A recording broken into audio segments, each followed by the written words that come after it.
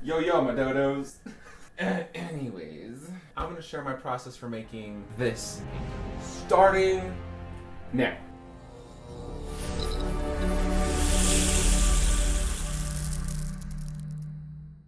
Okay, so to start off, the very first thing I do when I start a painting is I find a whole bunch of reference. So what I'm looking for when I'm finding reference is I'm looking for what is the feeling that I want to portray here? What is the overall atmosphere, vibe? You know, what is the main emotion I want to portray with this piece? And for this one, I wanted to get that classic Superman feeling, like he's rising up, cool moment when he's flying in the sky, heroic cape flowing in the wind, immediately recognizable as Superman. Kind of comic booky, high contrast, lots of color. So I used this general kind of vibe reference to create this super quick thumbnail sketch. And in this thumbnail sketch, what I'm thinking of doing is setting up the general composition, atmosphere, lighting, the camera position, and the depth of the image. So I wanted it to feel like he's up in the atmosphere, right? So I've got the stars over here to kind of show that it's not close to the ground. So then I have these clouds here to point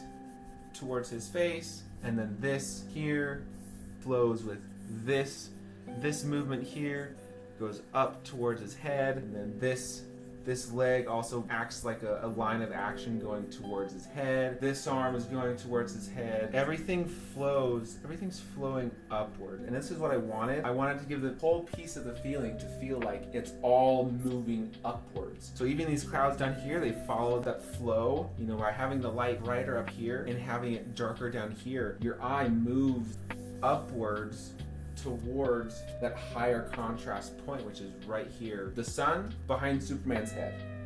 And that's what I wanted. I wanted everything to move and bring your eye up towards his head. So once this compositional idea has been fleshed out, then I bring it over to 3D and gather specific reference. If I can find kinds that show details of the costume, show details of the face, show the right perspective of the face, because the face is so difficult to capture correctly, that if I can find the same angle I'm looking for, so much easier to paint this. So I look for, what does the entire body look like? Because the entire body is going to be in the shot. So I need to know what his boots look like. I need to know what his wrist things look like. I need to know the texture of his suit. So, you know, a reference like this and the reference of this is great. And then I need to know, what does his face look like in different lighting? So I have a more ambient occlusion type lighting where it's just like a skylight. And then I have a harsh sunlight from the back, a bounce light, a light from this direction. And then finding, you know, what the atmosphere looks like, what I want the cloud to look like. You know, what kind of clouds do I want? Do I want more wispy clouds? Or do I want nice puffy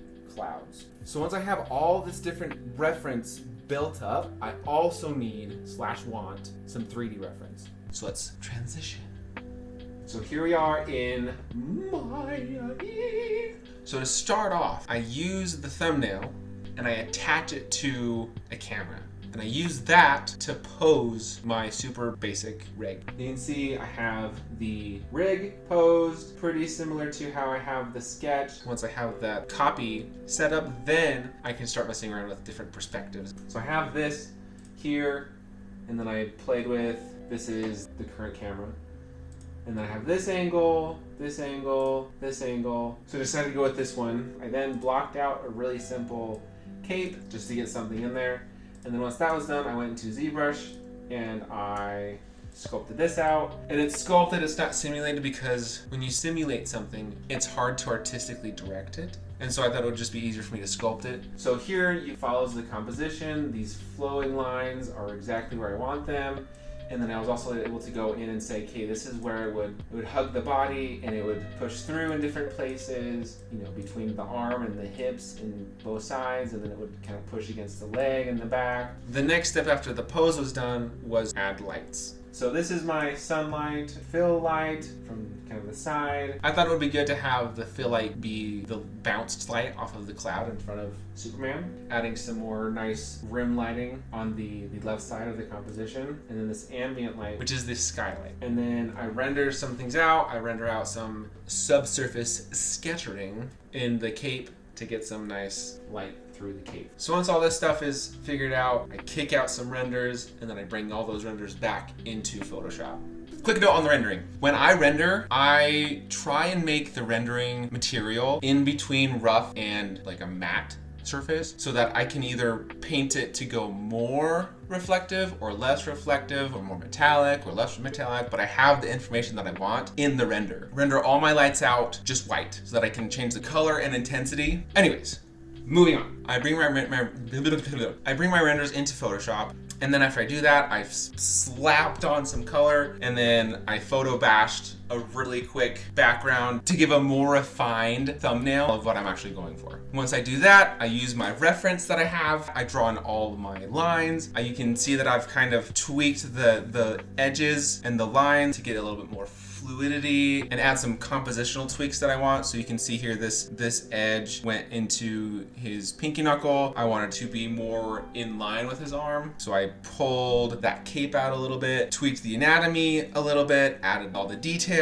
and then used this reference here to draw his face. This is the exact same angle I want his face at. And then once that was in, I went in and blocked out my cloud shapes, again using the reference that I had already gathered to give me idea of the forms, the lighting that I wanted. And then once that was in, then I went in and I started painting the clouds. So I approach this really similarly to how a lot of traditional painters, slowly building up the light values and the dark values and slowly making the contrast bigger and bigger and bigger. So you can see here that I was making the rim light from the sun and then the bounce light, just really trying to make these clouds as voluptuous and almost dreamlike to look at. So here I've got my clouds painted, and it follows the initial idea and compositional vision that I had. You know, the brightest part up here, and then it slowly has a nice visual gradient down to a darker cloud to help push everything up towards his face.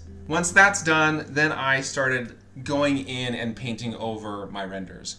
Okay, if you're going to use renders for reference, either use it as just a reference or don't do what I did. I started going in and painting over the diffuse channel, the specular channel, the indirect lighting channel, the subsurface scattering channel. Please, for the love of everything that is good in this world, please don't do that. I did it on one lighting pass and it took forever. So just don't. Please. Just use the whole thing all together, just the beauty pass. Don't worry about separating it out. So here we have the ambient occlusion light with a more refined line drawing, pulling things out, painting over parts to get the lines and edges where I want. So I do the same thing with each lighting pass, fixing the hands, changing the lighting, fixing the shading on the face. And then once I do that for all of the render passes and tweak the color, make sure I add some of that subsurface scattering in there on the cape, making some surfaces more shiny than others, adding some color on his face, shading the hair, which wasn't in the renders, and then adding, you know, all this nice juicy texture. And then of course adding a signature on the bottom because I did it. So boom, there we go. We now have Man of Steel painting. I hope you enjoyed this video. Let me know if you do. Let me know your thoughts, questions on process, your own pieces. I'd love to help you figure out your pieces. Till next time, go out and make some amazing art. Bye.